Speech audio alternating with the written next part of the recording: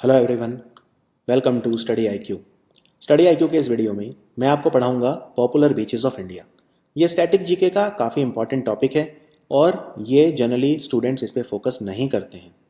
ज़्यादातर बुक्स में भी ये टॉपिक अच्छे से कवर नहीं कराया जाता, तो हम अच्छे से कवर करेंगे इसको, पॉपुलर बीचेस ऑफ इंडिया। इसमें मैं आपको ये भी बताऊँगा कि दुनिया के कौन से बीचेस हैं जो आपको पढ़ने हैं, जिनके नाम आपको याद रखने हैं और क्या क्या क्वेश्चन आते हैं, तो काफ़ी होलिस्टिकली हम पढ़ेंगे। इस वीडियो में हम BAY बे यानी कि खाड़ी, जैसे बंगाल की खाड़ी है बे ऑफ बंगाल, या गल्फ, गल्फ मतलब भी होता है खाड़ी, गल्फ मतलब भी खाड़ी होता है, बे मतलब भी खाड़ी होता है। तो हम देखेंगे कि दुनिया में इंपॉर्टेंट बे और गल्फ कौन से हैं और बे और गल्फ में फ़र्क क्या होता है। तो चलिए शुरू करते हैं popular beaches of India.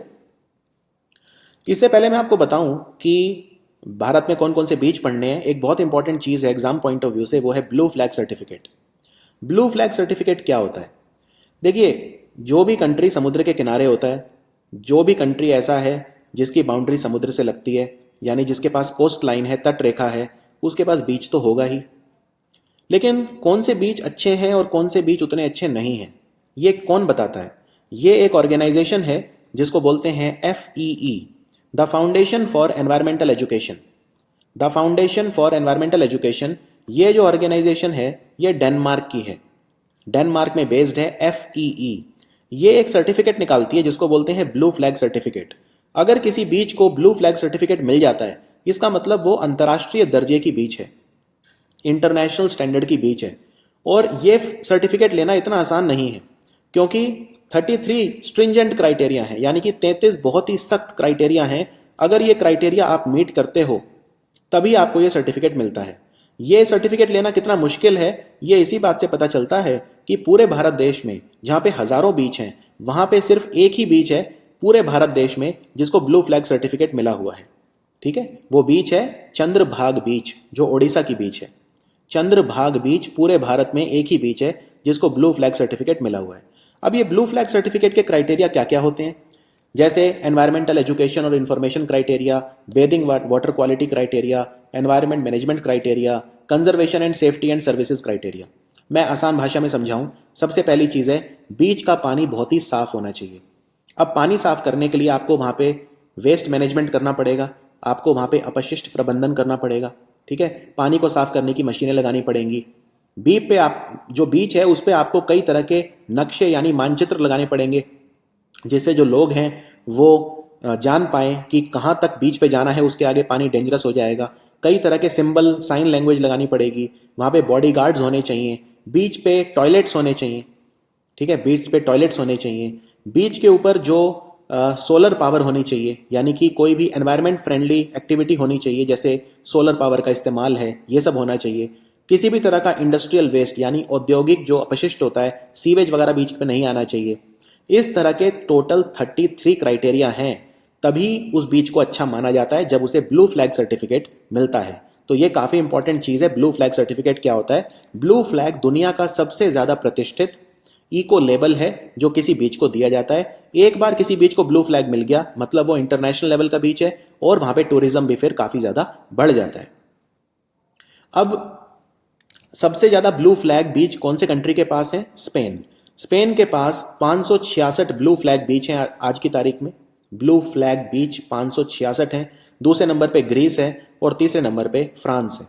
Greece के पास 515 और फ्रांस के पास 395 बीच हैं जिनको ब्लू फ्लैग सर्टिफिकेट मिला हुआ है। और पूरे भारत में सिर्फ एक ही बीच है जिसको ब्लू फ्लैग मिला हुआ है, वो है उड़ीसा का चंद्रभाग बीच। अब सवाल ये आता है कि क्या भारत की सरकार भी कोशिश कर रही है कि भारत में ब्लू फ्लैग बीच बनाए जाएं? हाँ, भारत की सरकार ने 13 बीच, टोटल 13 बीच ऐसे हैं जिनको ये कहा है कि हम इन्हें ब्लू फ्लैग बनाएंगे। तो इनकी नज़रों में ये 13 बीच बहुत ज़्यादा इंपॉर्टेंट हैं, इतने इंपॉर्टेंट कि सबसे पहले इन्हें ब्लू फ्लैग बनाया जाएगा।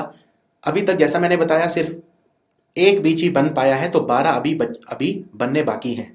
ये 13 बीच आपके लिए सबसे ज़्यादा इंपॉर्टेंट है एग्जाम पॉइंट ऑफ व्यू से। ये कौन से हैं? घोगला बीच दीव में है, शिवराजपुर बीच गुजरात में है, भोगावे महाराष्ट्र। रिपीट करता हूं, घोगला बीच दीव, शिवराजपुर बीच गुजरात, भोगावे बीच महाराष्ट्र, पुडुबिद्री और कासरगोड कर्नाटका, पुडुबिद्री और कासरगोड कर्नाटका, कप्पाड़ बीच केरला, कप्पाड़ बीच Kerala, Kovalam beach Kerala, Kovalam beach Kerala, Eden beach Pondicherry, Eden beach Pondicherry, Rushikonda बीच आंध्र प्रदेश, ऋषिकोंडा बीच आंध्रा, मीरामार बीच गोवा, मीरामार बीच गोवा और golden beach Odisha, golden beach Odisha. इसके अलावा अंडमान निकोबार में एक बीच है जिसका नाम है राधानगर बीच, राधानगर बीच, और लक्षद्वीप का एक बीच है जिसका नाम है बंगाराम बीच, बंगाराम बीच। तो ये वो बीच हैं जिन्हें भारत की सरकार ब्लू फ्लैग बनाएगी आने वाले दिनों में। इनको मैंने मैप पे भी दिखाया है, यहाँ पे जो सबसे इंपॉर्टेंट बीच हैं आप यहाँ पे मैप प्रैक्टिस कर सकते हैं। स्टैटिक जीके में आप ऑलरेडी मैप बाजार से खरीद के उन पे प्रैक्टिस कर ही रहे होंगे, ऐसा मैं मानता हूँ। तो यहाँ पे सारे बीच जो हैं मैप पे दिखा दिए गए हैं। Golden beach Odisha, Rishikonda Andhra, Eden beach Pondicherry, Kovalam beach Kerala, Bangaram beach जो है ये लक्षद्वीप में है, कप्पाड़ बीच केरला, पडुबिद्री और कासरगोड कर्नाटका, मीरामार गोवा, भोगावे महाराष्ट्र, घोगला दीव और शिवराजपुर गुजरात। ये हिंदी में भी लिख दी है मैंने, आप हिंदी में भी प्रैक्टिस कर सकते हैं। अब बीच के संदर्भ में सबसे पहले ये जानिए, ये दो वर्ड, एक होती है हाई टाइड लाइन और एक होती है लो टाइड लाइन। इसका मतलब क्या होता है? जो टाइड आती है समुद्र में, लहर आती है, वो दो तरह की आती है, एक ज्वार और दूसरा भाटा, यानी कि एक हाई टाइड और एक low tide. High tide line वो होती है, आप कोई भी बीच देखिए तो उस पर पानी एक लाइन आप बना दीजिए कि इसके आगे नहीं जा सकता, लहर कितनी भी तेज क्यों ना हो, यानी हाई टाइड कितना भी ज्यादा क्यों ना हो, इस लाइन के आगे पानी नहीं जाएगा। तो ये जो लाइन है ये है हाई टाइड लाइन। और एक होती है low tide line. Low tide line मतलब होता है कोई एक ऐसी इमेजिनरी लाइन कि लहर कितनी भी धीरे क्यों ना हो उस लाइन के पीछे नहीं जाएगी, उसे बोलते हैं लो टाइड लाइन। मैं रिपीट कर देता हूं, हाई टाइड लाइन वो लाइन है जिसके आगे लहर नहीं जाएगी, और लो टाइड लाइन वो लाइन है जिसके पीछे लहर नहीं रुकेगी, हमेशा उसके आगे जाएगी। तो जब भी बीच पे लहर आती है, हाई टाइड लाइन और लो टाइड लाइन के बीच में आती है। क्लियर? तो ये दो वर्ड आपको याद रखने हैं। तो यहां पे आप देख सकते हैं बड़े क्लियर दिख रही है हाई टाइड लाइन। ये जो लाइन है आप यहां पे देख सकते हैं, ये इमेजिनरी लाइन है, इसके आगे बिल्कुल सूखा है, यानी इसके आगे लहर कितनी भी तेज क्यों ना आए इस लाइन के आगे नहीं जाएगी। तो ये हो गई हाई टाइड लाइन, ठीक है। और कहीं यहां पे होगी कोई लो टाइड लाइन कि जिसके पीछे लहर नहीं रुकेगी, उसके आगे ही हमेशा आएगी। अब मैं आपको दुनिया के सबसे फेमस बीच बताता हूं जो एग्जाम के लिए काफी रेलेवेंट है, और आपका काम आसान कर दिया है, ज्यादा नहीं है, सिर्फ 10। तो दुनिया के सबसे फेमस बीच हैं ये 80 माइल बीच, बहुत लंबा बीच है 80 माइल बीच, ये ऑस्ट्रेलिया में है 80 माइल बीच। कॉक्स बाजार बीच है बांग्लादेश में, ये भी बहुत लंबा बीच है Cox's Bazar beach, one of the largest. South beach Miami, south beach Miami super important. Bondi beach Sydney, again बहुत इंपॉर्टेंट है, ऑस्ट्रेलिया में है सिडनी में बॉन्डी बीच, इसको बॉन्ड आई बीच बोलते हैं वैसे। सांता मोनिका, शायद दुनिया का सबसे फेमस बीच यही है, सांता मोनिका कैलिफोर्निया में। माया बे, माया बे है थाईलैंड में, माया बे। व्हाइट हेवन बीच है ऑस्ट्रेलिया में, व्हाइट हेवन बीच। वाइकिकी बहुत ही फेमस बीच है हवाई में, हवाई अमेरिका का ही एक राज्य है। होनोलुलु, हवाई की कैपिटल होनोलुलु में है वाइकिकी। और नवाजियो बीच सबसे फेमस बीच है ग्रीस का। तो ये बीच अगर 9 आपको याद हैं तो आप काफी कॉन्फिडेंट होकर एग्जाम में जा सकते हैं। अब इससे पहले आगे बढ़ूं, कई बार आपने ये वर्ड सुने होंगे, ये बहुत जरूरी है बताना एग्जाम पॉइंट ऑफ व्यू से कि गल्फ और बे क्या होता है। देखो गल्फ मतलब भी खाड़ी होता है और बे मतलब भी खाड़ी होता है, तो फिर दोनों में फर्क क्या है? अब जैसे बे ऑफ बंगाल है तो हम उसे बे ऑफ बंगाल क्यों बोलते हैं, हम उसे बंगाल की खाड़ी क्यों बोलते हैं, हम उसे बंगाल सी क्यों नहीं बोलते, हम उसे बंगाल का समुद्र क्यों नहीं बोलते, बंगाल की खाड़ी क्यों बोलते हैं, क्या फर्क है? तो आपको डायग्राम दिखाता हूं, देखो गल्फ और बे क्या होते हैं। पहले बे देखते हैं, ठीक है। यहां पे अगर आप देखें ये समुद्र है, ये पूरा बे ऑफ बंगाल समुद्री तो है, लेकिन ये लगभग 3 तरफ से आप देख सकते हैं जमीन से घिरा है। ये समुद्र, इसकी बाउंड्री 3 तरफ से लगभग जो है वो जमीन बना रही है, और यहां पे इसका एक काफी बड़ा मुंह है जिसको माउथ बोलते हैं, mouth of the bay of Bengal, और ये फिर इंडियन ओशियन में मिल रहा है। क्लियर? तो बे उसको बोलते हैं वो समुद्र जो 3 तरफ से जमीन से घिरा हो, उसको बे बोलते हैं। और अगर बे का साइज काफी बड़ा होता है तो हम उसे गल्फ बोलते हैं। बे भी खाड़ी होता है, गल्फ भी खाड़ी होता है। फर्क इतना होता है कि बे छोटा होता है, वैसे बे ऑफ बंगाल तो काफी बड़ा है लेकिन जनरली, ठीक है, बे जो होता है वो छोटा होता है, गल्फ जो होता है वो बड़ा होता है। आप यहां पे देखिए ये गल्फ ऑफ एडन है, ये लंबाई में ज्यादा है लेकिन इसका जो मुंह है वो छोटा है। तो बे जो होता है वो लंबाई में तो छोटा होता है, साइज में छोटा होता है, लेकिन उसका मुंह जनरली बड़ा होता है। बे का जो खाड़ी होती है, बंगाल की खाड़ी का मुंह देखिए कितना बड़ा है। और जो जो गल्फ होता है वो साइज में लंबा होता है, ठीक है, साइज में लंबा होता है लेकिन उसका मुंह छोटा होता है। यहां पे आप कंपेयर अगर करें तो यहां पे आप देख सकते हैं कि ये जो मुंह है गल्फ ऑफ एडन का काफी छोटा है बे ऑफ बंगाल के कंपैरिजन में। तो क्लियर। और गल्फ भी लगभग 3 तरफ से जमीन से घिरा होता है। गल्फ वो हिस्सा होता है जो जिसके 2 से 3 तरफ, जनरली 3 तरफ उसमें समुद्र के बीच में जो है वो जमीन होती है। जैसे यहां पे आप देख सकते हैं गल्फ ऑफ एडन, ये यमन है और यहां पे नीचे सोमालिया है। और 2 समुद्र, कोई भी 2 पानी के स्रोत, जैसे यहां पे आप देख सकते हैं लाल सागर है, रेड सी, और ये गल्फ ऑफ एडन है। तो 2 पानी के स्रोत जब आपस में किसी संकरे रास्ते से जुड़ते हैं, ये देखिए काफी नैरो पैसेज है, तो उसे हम बोलते हैं स्ट्रेट। STRAIT, STRAIT यानी कि स्ट्रेट। स्ट्रेट क्या होता है?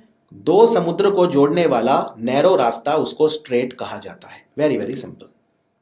तो अब हम इतनी नॉलेज अब हो गई है, अब हम आगे बढ़ेंगे और मैं आपको एग्जाम रेलेवेंट सारे इंपॉर्टेंट गल्फ और बे पहले जल्दी से पढ़ा देता हूं। तो पर्शियन गल्फ की बात करते हैं। ये देखिए, ये है पर्शियन गल्फ, ठीक है, ये पर्शियन गल्फ है। और इसीलिए जो मिडल ईस्ट के कंट्री हैं पर्शियन गल्फ के आसपास, हम उनको गल्फ कंट्री बोलते हैं, यानी कि हम उन्हें खाड़ी देश बोलते हैं। जैसे सऊदी अरब, जैसे संयुक्त अरब अमीरात, जैसे Qatar, Bahrain, Iraq, Iran, Kuwait, क्योंकि इन सब की सीमा, इन सब की तटरेखा पर्शियन गल्फ से लगती है। और पर्शियन गल्फ भी आप देख सकते हैं, ये 3 तरफ से समुद्र से घिरा है, काफी लंबा है, लेकिन इसका जो मुंह है वो काफी छोटा है। और पर्शियन गल्फ जो है, और नीचे ये देखिए, ये है gulf of Oman, gulf of Oman. इनको जो ये नैरो रास्ता जोड़ता है समुद्र का, इसे बोलते हैं straight of Hormuz. Straight of Hormuz. तो ज्यादातर जो तेल लेकर, चाहे वो इराक से खरीदे, चाहे ईरान से या सऊदी अरब से, तेल का व्यापार स्ट्रेट ऑफ हॉर्मुज से होता है। भारत के पास भी जो तेल के जहाज आते हैं वो सारे स्ट्रेट ऑफ हॉर्मुज से होके आते हैं। पहले वो पर्शियन गल्फ को क्रॉस करते हैं, फिर वो स्ट्रेट ऑफ हॉर्मुज को क्रॉस करते हैं, फिर वो गल्फ ऑफ ओमान में जाते हैं, और फिर वहां से फिर वो अरब सागर और फिर वो इंडियन ओशियन में जाते हैं। तो ये पर्शियन गल्फ है। तो अगर आपसे क्वेश्चन आ जाए कि पर्शियन गल्फ किस में खुलता है, तो पर्शियन गल्फ खुलता है स्ट्रेट ऑफ हॉर्मुज के थ्रू गल्फ ऑफ ओमान में। अब बात करते हैं हडसन बे। ये हडसन बे है। पहले यहां पे मैप देखिए, ये उत्तरी अमेरिका का मैप है, नॉर्थ अमेरिका का। तो नॉर्थ अमेरिका में 3 कंट्री हैं। एक तो यूनाइटेड स्टेट्स ऑफ अमेरिका, जो कि ये है, ऊपर वाला कनाडा है और नीचे वाला मैक्सिको है। और कनाडा में अगर आप देखें, ये आपको जो दिखाई दे रहा है, ये 3 तरफ से जमीन से घिरा हुआ समुद्र का हिस्सा, तो ये बे हो गया। तो ये बे है हडसन बे। इसको मैं जूम करके अब दिखा रहा हूं, यहां पे हडसन बे बोलते हैं। हडसन बे किस में खुलता है? ये आर्कटिक ओशियन में खुलता है, ठीक है। ये पूछ सकते हैं, डायरेक्ट क्वेश्चन आते हैं, हडसन बे किस में खुलता है? आर्कटिक ओशियन में खुलता है। अब मैं आपको दिखाता हूं gulf of Mexico. Gulf of Mexico कहां पे है? अगेन सेम मैप है, इसमें ये कनाडा है, ये यूनाइटेड स्टेट्स ऑफ अमेरिका है और नीचे मैक्सिको है। और ये देखिए, ये जो समुद्र का हिस्सा ये 3 तरफ से जमीन से घिरा है मैक्सिको में, इसे बोलते हैं गल्फ ऑफ मैक्सिको। और गल्फ ऑफ मैक्सिको किस में खुलता है? ये कैरेबियाई सी में खुलता है। कैरेबियन बोलते हैं, वेस्ट इंडीज भी बोलते हैं। तो वो जो समुद्र है कैरेबियन सी, उसमें खुलता है। अब देखते हैं गल्फ ऑफ अलास्का। अमेरिका में वैसे तो ये कनाडा है, लेकिन आप देखें अगर कनाडा के नॉर्थ और वेस्ट में ये जो जगह है, एक राज्य सिर्फ, ये अलास्का है और ये अमेरिका का हिस्सा है, ठीक है। अलास्का अमेरिका का हिस्सा है। अमेरिका ने रशिया से खरीदा था अलास्का, तो ये ऐसा दिखता है। ये कनाडा है, लेकिन कनाडा के वेस्ट में ये अलास्का है। तो अलास्का का गल्फ कौन सा है? ये है गल्फ ऑफ अलास्का। इसके नीचे ये गल्फ ऑफ अलास्का है। और गल्फ ऑफ अलास्का खुलता है पैसिफिक ओशियन में। अब देखते हैं गल्फ ऑफ गिनी। अफ्रीका देखिए, ये अफ्रीका महाद्वीप है। अफ्रीका के पश्चिम तट पे आ जाइए, यहां पे ये है, ये वाला जो एरिया है, ये है गल्फ ऑफ गिनी। और गल्फ ऑफ गिनी किस में खुलता है? अटलांटिक महासागर में खुलता है। अब देखते हैं गल्फ ऑफ कार्डिज। पुर्तगाल में है, ये पोर्चुगल है, यहां पे देखिए। और ये नीचे स्पेन है, पुर्तगाल के इधर और नीचे ये पूरा स्पेन है। तो यहां पे एक शहर है स्पेन का, कार्डिज। और यहां पे ये जो जगह है, ये जो 3 तरफ से जमीन है जिसके, ये है gulf of Cadiz. Gulf of Cadiz very important. Gulf of Cadiz किस में खुलती है? ये अटलांटिक ओशियन में खुलती है। ये अटलांटिक ओशियन है पूरा, उसमें खुलती है। और यहाँ पे आप एक चीज और नोट करेंगे, ये देखिए बड़ा संकरीला रास्ता है जो स्ट्रेट ऑफ जिब्राल्टर बोलते हैं जिसे, क्योंकि स्ट्रेट है, नैरो पैसेज, तो ये यहाँ पे मेडिटेरेनियन सी को कनेक्ट कर रहा है अटलांटिक ओशियन से। ये है स्ट्रेट ऑफ जिब्राल्टर, ठीक है, जो मोरक्को और स्पेन के बीच में है। अब देखते हैं दो बहुत important gulf, gulf of Suez और gulf of Aqaba. Gulf of Aqaba बहुत ज्यादा एग्जाम में रिपीट हो चुका है। यहां पे देखिए, पहले इस मैप को देखिए, हम बात कर रहे हैं इजिप्ट की। ये देश जो है अफ्रीका का, ये है इजिप्ट, जो अफ्रीका का नॉर्थ ईस्ट में है, ठीक है, अफ्रीका के नॉर्थ और ईस्ट में कंट्री है इजिप्ट।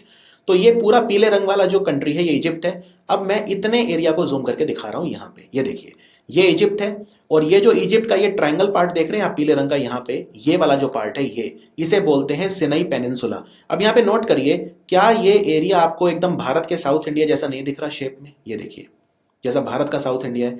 तो कोई भी जमीन का टुकड़ा जब तीन तरफ से पानी से घिरा होता है हम उसे बोलते हैं पेनिनसुला। अब ये वाला जो टुकड़ा है जो यहाँ पे ऑरेंज कलर में है, ये भी तीन तरफ से नीचे से पानी से घिरा है, तो इसे भी हम बोलते हैं पेनिनसुला। ये सिनाई पेनिनसुला है और ये इजिप्ट का ही पार्ट है, ठीक है। और सिनाई पेनिनसुला एशिया में आता है और बाकी इजिप्ट जो है वो अफ्रीका में आता है। क्लियर? तो सिनाई पेनिनसुला, अब यहां पे आप नोट कर रहे हैं ये क्योंकि अब ये वाला जो समुद्र का एरिया है, मैं यहां पे ये दिखाता हूं, देखिए ये वाला नोटिस करिए आप एरिया समुद्र का, और ये वाला नोटिस करिए, ये भी अब तीन तरफ से जमीन से घिरा है, ठीक है। तो ये दो गल्फ बन गए हमारे, और ये दो गल्फ कौन से हैं? ये वाला जो है ये है गल्फ ऑफ सुएज, ये है गल्फ ऑफ सुएज, और इधर वाला जो है ये है गल्फ ऑफ अकाबा, जो एकदम इजराइल, जॉर्डन, सऊदी अरेबिया और इधर से सिनाई पेनिनसुला के बीच में है, ये है गल्फ ऑफ अकाबा, और ये वाला जो है ये है गल्फ ऑफ सुएज। तो अगर मैं आपसे पूछूं इजिप्ट के बीच में और सिनाई पेनिनसुला के बीच में कौन सा गल्फ आता है, तो वो है गल्फ ऑफ सुएज। और अगर मैं पूछूं सिनाई पेनिनसुला और इजराइल, जॉर्डन और सऊदी अरेबिया के बीच में कौन सा गल्फ आता है, तो वो है गल्फ ऑफ अकाबा। और चाहे वो गल्फ ऑफ सुएज हो चाहे वो गल्फ ऑफ अकाबा हो, ये दोनों लाल सागर में खुलते हैं, रेड सी में खुलते हैं। क्लियर? अब बात करते हैं बोहई और कोरिया बे। यहां पे देखिए ये चाइना है, ये पूरा का पूरा चाइना है, और ये ऊपर नॉर्थ कोरिया है, नीचे साउथ कोरिया है। तो ये जो है आप यहां पे ये देखिए, ये है कोरिया बे, और कोरिया बे खुलता है पीले सागर में, येलो सी में। और ये जो चाइना का शहर है ये हेबई प्रोविंस है, ये अलग अलग प्रोविंस है चाइना के। तो इसमें ये जो गल्फ यहां पे बन रहा है ये, इसको बोलते हैं बोहई, इसे बोहई बोलते हैं। तो बोहई वाला जो गल्फ है, बोहई बे, ये भी खुलता है येलो सी में। तो बोहई और कोरिया बे दोनों खुलते हैं येलो सी में। यहां पे आप देख सकते हैं ये जापान है, यहां पे ये जापान है। अगर आप कोरिया के थोड़ा इधर जाएंगे तो ये जापान है, और ये येलो सी के नीचे स्टार्ट हो जाता है ईस्ट चाइना सी, पूर्वी चीनी सागर। और यहां पे ये आइलैंड देख रहे हैं सेनकाकू आइलैंड, इनको लेके चाइना और जापान के बीच में काफी लड़ाई है। सेनकाकू आइलैंड को लेके काफी लड़ाई है चाइना और जापान के बीच में। और ये ताइवान है यहाँ पे। अब यहाँ पे देखिए ये एक नैरो रास्ता बन रहा है, तो ये है ताइवान स्ट्रेट, ताइवान स्ट्रेट। अब बात करते हैं गल्फ ऑफ टोंकिन की। गल्फ ऑफ टोंकिन कहां पे है? यहाँ पे देखिए, ये पहले ये मैप देखिए आसियान कंट्रीज का। इसमें जो सबसे इधर वाला कंट्री है, यहाँ पे ये जो ग्रीन कलर में है, ये वियतनाम है, वियतनाम। और ये ऊपर चाइना है, तो ये चाइना है, ये वियतनाम है। और यहाँ पे वियतनाम और चाइना के यहाँ पे जो ये बन रहा है, ये गल्फ जो बन रहा है, इसको बोलते हैं गल्फ ऑफ टोंकिन। और गल्फ ऑफ टोंकिन किस में खुलता है? ये साउथ चाइना सी में खुलता है। गल्फ ऑफ टोंकिन खुलता है दक्षिण चीनी सागर में। अब बात करते हैं gulf of Thailand. Gulf of Thailand कहां पे है? अगेन यहाँ पे आसियान कंट्रीज का मैप देखिए, तो आसियान कंट्रीज में ये कंट्री थाईलैंड है, ये वाला जो यहाँ पे कलर किया हुआ है पूरा थाईलैंड है। तो थाईलैंड, और यहाँ पे ये कंबोडिया, ये थाईलैंड फिर कंबोडिया। तो थाईलैंड और कंबोडिया के बीच में ये जो बन रही है गल्फ, ये है गल्फ ऑफ थाईलैंड। और गल्फ ऑफ थाईलैंड कहां खुलता है? ये भी साउथ चाइना सी में खुलता है, साउथ चाइना सी में। अब बात करते हैं gulf of Aden. Gulf of Aden ये यमन है, ये रेड सी है जिसको हम देख चुके हैं, रेड सी, जिसमें गल्फ ऑफ सुएज और गल्फ ऑफ अकाबा खुलते हैं। और ये है गल्फ ऑफ एडन यमन के नीचे। तो यमन और सोमालिया के बीच में ये जो एरिया है इसे हम बोलते हैं gulf of Aden. Clear? Gulf of Aden किस में खुलता है? अरेबियन सी में खुलता है। अब एक और गल्फ जो काफी बार आ चुका है एग्जाम में, गल्फ ऑफ कारपेंट्रिया। ये ऑस्ट्रेलिया है, ऑस्ट्रेलिया के यहाँ पे देखिए ये नॉर्थ में ये एक गल्फ बन रहा है यहाँ पे।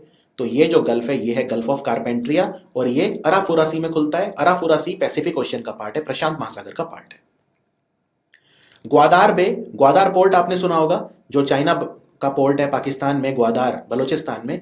तो पाकिस्तान यहाँ पे खत्म हो रहा है, ये जो लाल रंग की लाइन देख रहे हैं ये पाकिस्तान और ईरान का बॉर्डर है। तो यहीं पे है ये छोटा सा बे, इसको बोलते हैं ग्वादार बे। ग्वादार बे पाकिस्तान। भारत के कुछ बे देखते हैं या गल्फ देखते हैं, तो गल्फ ऑफ मन्नार, ठीक है। गल्फ और बे आपने देख लिया एक ही बात है, गल्फ बस थोड़ा सा बड़ा होता है लेकिन गल्फ का मुंह छोटा होता है। तो गल्फ ऑफ मन्नार कहाँ पे है, नीचे आ जाइए। ये यहाँ पे बे ऑफ बंगाल है, ये इंडियन ओशियन है, और ये पाल्क स्ट्रेट है, छोटा सा रास्ता जो बे ऑफ बंगाल को जोड़ता है इंडियन ओशियन से। और इनके बीच में ये एक यहाँ पे गल्फ बन रहा है। ऊपर रामेश्वरम आइलैंड है, यहाँ पे कुछ छोटे छोटे आइलैंड्स हैं, फिर नीचे श्रीलंका का पश्चिमी हिस्सा है। तो ये जो गल्फ है ये है gulf of Mannar. Gulf of Mannar ये इंडिया में साउथ में है, यहाँ पे ऊपर इसके तमिलनाडु है और इस तरफ यहाँ पे श्रीलंका है। यहाँ पे टूटीकोरिन का बंदरगाह भी आता है। और गल्फ ऑफ मन्नार एक रिजर्व भी है, biosphere reserve. Gulf of Mannar marine biosphere reserve है, जहाँ पे डुगोंग या सी काओ भी देखा जाता है। फिर एक और बहुत इंपॉर्टेंट गल्फ है इंडिया में, गल्फ ऑफ खंबात, जिसे गल्फ ऑफ कैम्बे भी बोलते हैं इंग्लिश में, CAMBAY। गल्फ ऑफ कैम्बे बोल लो, गल्फ ऑफ खंबात बोल लो, एक ही बात है।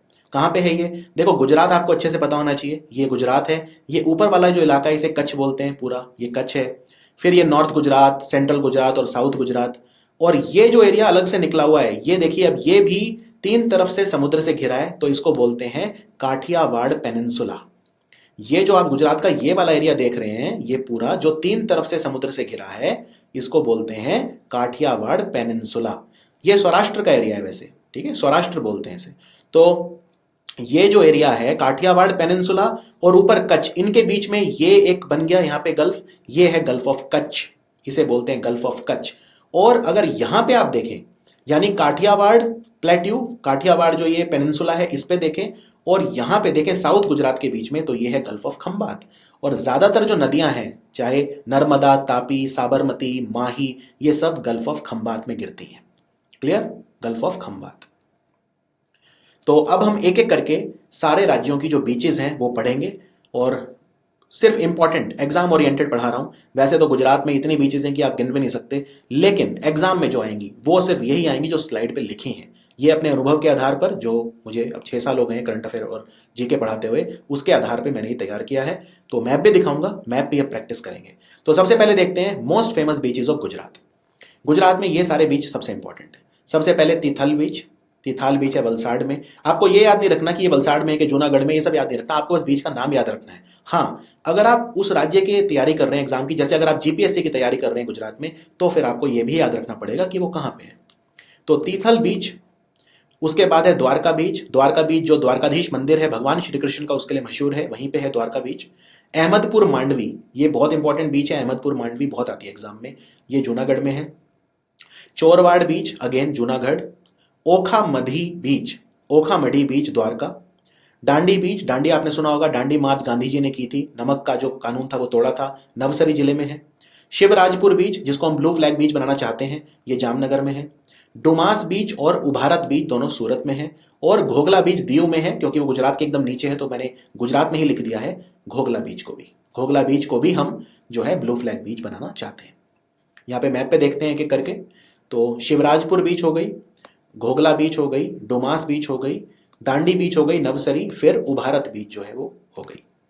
उसके बाद ओखा मढ़ी बीच द्वारका, द्वारका बीच वहीं द्वारका में है ही। अहमदपुर मांडवी जूनागढ़, चोरवाड़ बीच जूनागढ़, और तीथल बीच जो है वो वलसाड़। अब हम बात करते हैं महाराष्ट्र के बीचेस की।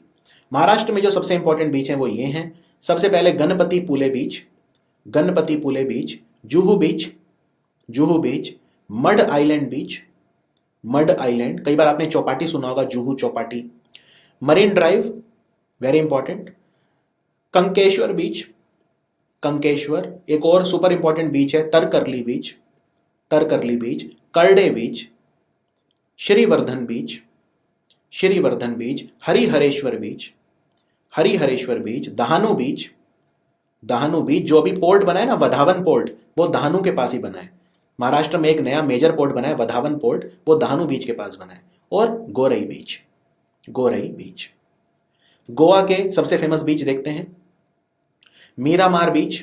और इनफैक्ट ये जितने भी बीच यहाँ पे लिखे हैं सब पे मैं गया हूँ पर्सनली। मीरामार बीच बहुत ज्यादा इंपॉर्टेंट, और मीरामार बीच को तो हम ब्लू फ्लैग बनाना चाहते हैं। फिर पालोलिम बीच एकदम साउथ गोवा में, बहुत बहुत खूबसूरत बीच है पालोलिम बीच, साउथ गोवा में, जहाँ पे भीड़ कम है। अगर आप नॉर्थ गोवा में जाएंगे, मतलब कैलनगुट वगैरह में जाएंगे, तो भीड़ बहुत ज़्यादा है। अंजुना बीच, अंजुना बीच, वेगेटर बीच, वेगेटर बीच। अंजुना बीच पे इनफैक्ट बड़े बड़े पत्थर रखे होते हैं, तो स्विमिंग के लिए अगर आप स्विमिंग करना चाहते हैं तो अंजुना बीच पे ना जाएं, यहाँ पे पत्थर वगैरह काफ़ी हैं। फिर वेगेटर बीच, फोर्ट है वेगेटर फोर्ट, वहीं पे बीच है वेगेटर बीच। कैलनगुट बीच एकदम नॉर्थ गोवा, कैलनगुट सबसे फेमस बीचेस में से है। बागा बीच बहुत फेमस है, बागा बीच वाटर स्पोर्ट्स वगैरह के लिए भी बहुत फेमस है। Candolim beach, Colva, Colva again super important, Colva beach, Benaulim beach, Sinquerim beach और डोनापोला, डोनापोला बीच। तो डोनापोला पे भी वाटर स्पोर्ट्स काफ़ी ज़्यादा होते हैं। तो ये सबसे फेमस बीचेस हैं गोवा के। अब हम आते हैं कर्नाटका के बीचेस पे। और अगेन कर्नाटका के भी सारे बीचेस में गया हुआ हूँ, मैं 6 साल कर्नाटक में रहा हूँ, कुछ लोग जानते हैं इस बात को पहले से। ओम बीच गोकर्णा, बहुत अच्छी बीच है ओम बीच, ओम की शेप में है ये, ऐसे ओम की शेप में है ये बीच, तो ये है ओम बीच। फिर पनम्बुर बीच मैंगलोर में है, पनम्बुर बीच वेरी इंपॉर्टेंट। कुडले बीच गोकर्णा में है, बिल्कुल ओम बीच के थोड़ा सा दूर है कुडले बीच, काफ़ी जंगल के अंदर जाके आती है कुडले बीच, काफ़ी खूबसूरत। मुर्देश्वर बीच, भगवान शिव का मंदिर है यहाँ पे, बहुत फेमस मूर्ति है मुर्देश्वर की, भगवान शिव की, तो वो मुर्देश्वर बीच है। कारवार बीच, वेरी क्वाइट एंड सीरीन बीच कारवार। फिर मारवांथे बीच, उडुपी डिस्ट्रिक्ट में है मारवांथे बीच। कापू बीच बिल्कुल उडुपी के निकलते ही है, बहुत बड़ा लाइट हाउस है यहाँ पे, बहुत खूबसूरत बीच है कापू बीच। मालपे बीच, ये उडुपी में है, उडुपी डिस्ट्रिक्ट में है मालपे। और उलाल बीच, उलाल बीच, ये सबसे फेमस है बीचेस कर्नाटका के। अब हम आते हैं केरला के बीचेस पे। तो केरला में कोवालम बीच, वरकला बीच, बैकल, बैकल ये नॉर्थ केरला की, नॉर्थ केरला बिल्कुल कर्नाटका बॉर्डर पे है बैकल बीच, यहाँ भी मैं गया हुआ हूँ। वर्कला बीच, कोवलम बीच, कोवलम सबसे ज़्यादा एग्जाम में आती है, कोवलम बीच कहाँ पे है। फिर दो और हैं जो बहुत इंपॉर्टेंट हो सकती हैं, थोटाड़ा बीच और कप्पाड़, कप्पाड़ बहुत ज़रूरी है क्योंकि कप्पाड़ बीच को भी हम ब्लू फ्लैग बनाना चाहते हैं और कोवलम बीच को भी हम ब्लू फ्लैग बनाना चाहते हैं। फिर तमिलनाडु के सबसे फेमस बीच देखते हैं। सबसे लंबी बीच भारत की कौन सी है? मैरीना बीच। तो मैरीना बीच तमिलनाडु में है, सबसे लंबी बीच है पूरे इंडिया की। फिर धनुषकोडी एकदम साउथ, कन्याकुमारी, धनुषकोडी बीच बिल्कुल साउथ में है। एलियट्स बीच, एलियट्स बीच, कोवेलोंग बीच, कन्याकुमारी बीच। महाबलीपुरम, जैसे ममल्लापुरम भी बोलते हैं, महाबलीपुरम बीच, महाबलीपुरम बीच। और पुंफुआर बीच, पुंफुआर बीच, ये सबसे इंपॉर्टेंट है तमिलनाडु में। अब देखते हैं आंध्रा में। आंध्र प्रदेश की याद रखनी रिलेटिवली आसान है क्योंकि कई सारे पोर्ट भी हैं यहाँ पे। तो यारड़ा बीच, यारड़ा बीच, ऋषिकोंडा बीच, ये सबसे इंपॉर्टेंट है ऋषिकोंडा क्योंकि इसको ब्लू फ्लैग बनाना चाहते हैं, ऋषिकोंडा। भीमुनिपट्टनम बीच, भीमुनिपट्टनम बीच जहाँ पे मिसाइल पार्क बन रहा है, भीमुनिपट्टनम बीच आईएनएस कलिंग के ऊपर। मछलीपट्टनम, इसका नाम ही है मछलीपट्टनम, हार्बर है मछलीपट्टनम बीच, एक माइनर पोर्ट भी है ये। डॉल्फिन्स नोज, डॉल्फिन्स नोज बीच। गंगावरम, अगेन गंगावरम भी एक माइनर पोर्ट है, गंगावरम बीच। लॉसन्स बे, लॉसन्स बे, रामकृष्णा बीच, रामकृष्णा बीच। और भवानी आइलैंड बीच, भवानी आइलैंड बीच। इसके अलावा विशाखापट्टनम बीच, ज्यादातर इनमें से ज्यादातर बीच जो है वो विशाखापट्टनम में ही है। ओडिशा की देखते हैं फेमस बीचेस, सबसे एंड में हम मैप की प्रैक्टिस करेंगे। कोणार्क बीच, कोणार्क सूर्य मंदिर आपने सुना होगा, कोणार्क बीच। चंद्रभाग बीच जो इंडिया की एकमात्र ब्लू फ्लैग बीच है। पुरी बीच, पुरी टेम्पल, पुरी बीच। गहिरमठ बीच, गहिरमठ बीच पे ओलिव रिडली टर्टल मिलते हैं, तो ये बीच इतनी ज़्यादा फेमस है क्योंकि यहाँ पे वो अंडे देते हैं लाखों की संख्या में, मास नेस्टिंग करते हैं। ओलिव रिडली टर्टल गहिरमठ बीच पे मिलते हैं और ऋषिकुल्या बीच पे मिलते हैं। ये दो बीच हैं ओडिशा की जिन पे ओलिव रिडली टर्टल पाए जाते हैं। वैसे ओडिशा का स्टेट एनिमल क्या है? सांबार, एक हिरण होता है जिसको सांबार बोलते हैं। अरियापल्ली बीच, अरियापल्ली बीच। गोपालपुर बीच भी बहुत ज़्यादा इंपॉर्टेंट है, गोपालपुर बीच। स्वर्ग द्वार बीच, स्वर्ग द्वार बीच। अष्टरंग बीच, भीतरकनिका बीच, भीतरकनिका नेशनल पार्क का नाम भी है, भीतरकनिका बीच। और रामचंडी बीच, रामचंडी बीच। ये हैं ओडिशा की सबसे फेमस बीचेस। अब आते हैं हम आखिरी स्टेट पे जो है वेस्ट बंगाल। तो वेस्ट बंगाल में है दीघा बीच, दीघा एक माइनर पोर्ट भी है, दीघा बीच। फ्रेजरगंज बीच, फ्रेजरगंज। शंकरपुर बीच, शंकरपुर। बकखाली बीच, बकखाली बीच। सागर Dwip, Sagar Dwip. Diamond Harbour, Diamond Harbour. Mandarmani, Mandarmani beach. Tajpur, Midnapore में है ये, तेजपुर बीच बहुत खूबसूरत है, तेजपुर। और गंगा सागर, गंगा सागर बीच। ये हैं वेस्ट बंगाल की। अब हम इनको एक बार मैप पे देखते हैं, लेकिन पहले एक बार मैं अंडमान निकोबार के बीच भी आपको बताना चाहूँगा, क्योंकि मैंने एग्ज़ाम में क्वेश्चन देखे हैं और अंडमान निकोबार के बीचेस बहुत ज़्यादा इंपॉर्टेंट हैं, कम से कम 3 या 4, खास तौर पे राधानगर, लक्ष्मणपुर, एलिफेंट, वंडूर और डिगलीपुर। तो अंडमान निकोबार के बीचेस एक बार देख लेते हैं। राधानगर बीच, लक्ष्मणपुर बीच, एलिफेंट बीच, वंडूर बीच, कॉर्बेन्स कोव, डिगलीपुर और काला पत्थर एंड भरतपुर बीच। तो ये सारे बीच आपको याद रखने हैं। अब हम एक बार फटाफट मैप पे रिवाइज कर लेते हैं। सबसे पहले ओडिशा के बीच देखते हैं। गोपालपुर बीच, स्वर्गद्वार बीच, अरयापल्ली बीच, रामचंडी, अष्टांग बीच और भीतरकनिका बीच। उसके बाद Chandrabhaga blue flag beach, Gahirmatha olive ridley turtle वाला बीच, कोणार्क पुरी बीच और ऋषिकुल्या ओलिव रिडली टर्टल वाला बीच। तमिलनाडु के बीच मेरीना बीच जो सबसे लंबा है चेन्नई में, तमिलनाडु में, एलियट बीच, धनुषकोडी बीच और कन्याकुमारी बीच। उसके बाद कोवेलोंग बीच, महाबलीपुरम बीच और पुमफुआर बीच, ये सब तमिलनाडु के हैं। आंध्र प्रदेश के देखते हैं। भीमुनिपट्टनम बीच, रामकृष्णा बीच, यारड़ा बीच, मछलीपट्टनम बीच, ऋषिकोंडा बीच। ऋषिकोंडा बीच जो है ये विशाखापट्टनम में है। उसके अलावा डॉल्फिन्स नोज बीच, गंगावरम बीच, लॉसन्स बे बीच और भवानी आइलैंड बीच। तो ये सारे के सारे जो मैप हैं आपके पीडीएफ में भी होंगे और क्रक्स में भी होंगे, तो आप वहाँ से प्रैक्टिस कर सकते हैं। और फाइनली फिर वेस्ट बंगाल। तो वेस्ट बंगाल का एक ही मैप में मैंने सारे दिखा रखे हैं। डायमंड हार्बर बीच, सागर द्वीप, बक्काली बीच। ये डायमंड हार्बर जो है हुगली नदी पे, ये भी याद रखिए। ये मैंने पोर्ट वाले वीडियो में भी बताया था आपको डायमंड हार्बर क्या होता है। फिर मंदारमनी बीच, ताजपुर बीच, शंकरपुर बीच, दीघा बीच और गंगा सागर बीच। एक और है फ्रेजरगंज बीच।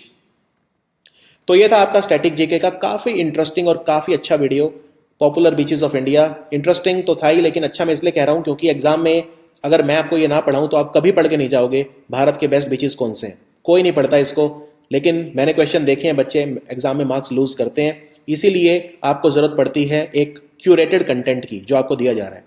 तो आई होप ये वीडियो आपको अच्छा लगा होगा। मिलते हैं बहुत जल्दी स्टैटिक जीके के अगले वीडियो में। Thank you for watching study IQ app.